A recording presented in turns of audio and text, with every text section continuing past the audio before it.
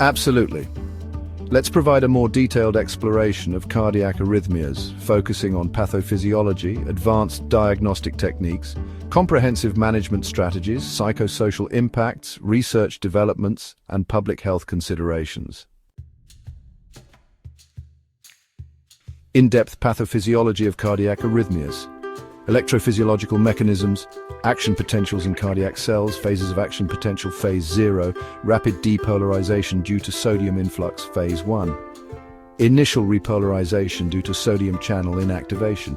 Phase 2, plateau phase where calcium influx balances potassium efflux, crucial for myocardial contraction. Phase 3, repolarization occurs as potassium exits the cell. Phase 4, resting phase, maintaining the resting membrane potential, abnormal automaticity.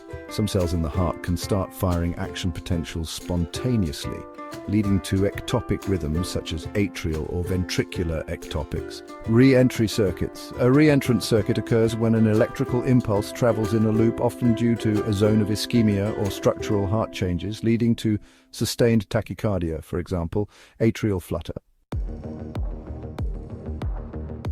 Types of arrhythmias based on mechanism: supraventricular arrhythmias, atrial fibrillation irregular and rapid heart rate due to chaotic electrical signals in the atria, atrial flutter, rapid but regular atrial contractions due to a re-entrant circuit in the right atrium.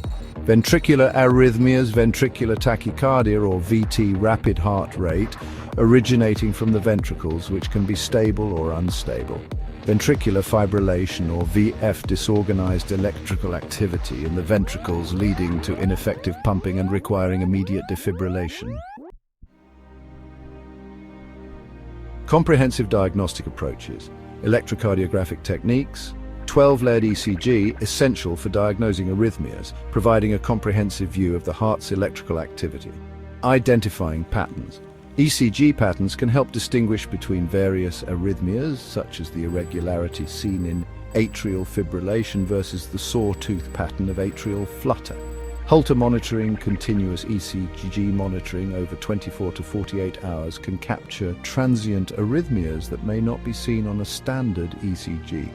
Event monitors, used for longer-term monitoring up to 30 days for patients experiencing sporadic symptoms. Advanced imaging techniques. Echocardiography. Assess cardiac structure and function, including chamber sizes, wall motion abnormalities, and valvular function. Useful for identifying underlying causes of arrhythmias. Electrophysiological studies, or EPS.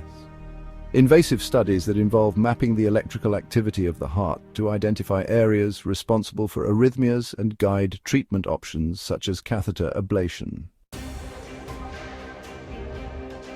Comprehensive management strategies. Acute management of arrhythmias. For stable arrhythmias, vagal maneuvers such as the Valsalva maneuver are recommended to try to restore normal rhythm without medications. Medications like adenosine are effective for terminating certain types of SVT.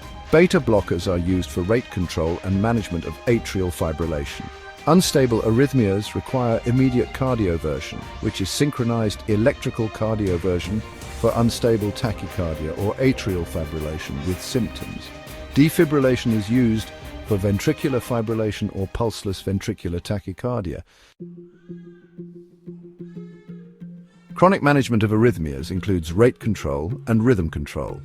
Beta blockers and calcium channel blockers are used for controlling heart rate in atrial fibrillation and other tachyarrhythmias.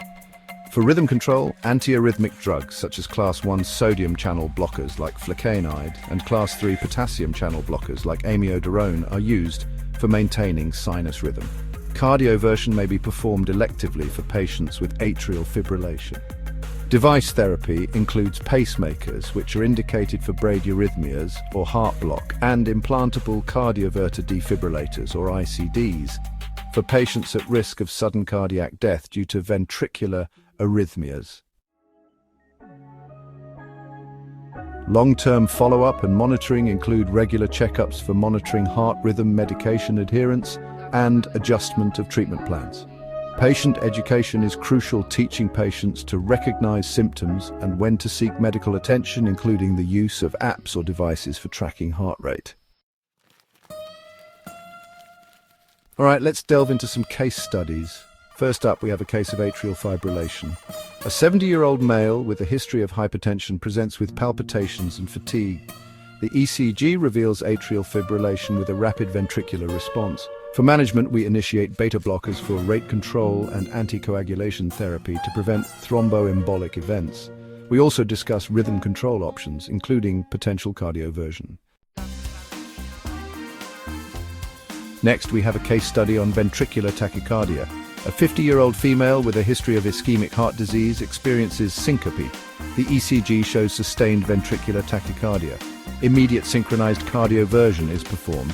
The patient is then started on amiodarone for long-term management and evaluated for ICD placement. Psychosocial aspects. Living with arrhythmias can lead to significant anxiety about potential cardiac events and lifestyle limitations. Encouraging family involvement in care and providing access to counseling services can enhance patient coping strategies.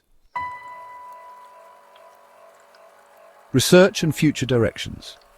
Research is ongoing into new medications that target specific arrhythmogenic mechanisms with fewer side effects. Investigating genetic interventions that may correct inherited arrhythmias. Public health considerations.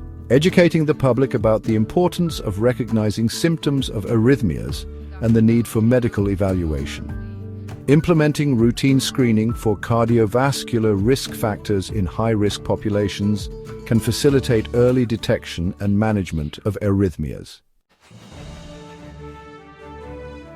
Cardiac arrhythmias are significant health issues that require a comprehensive understanding of their causes, mechanisms, diagnostic approaches, and management strategies.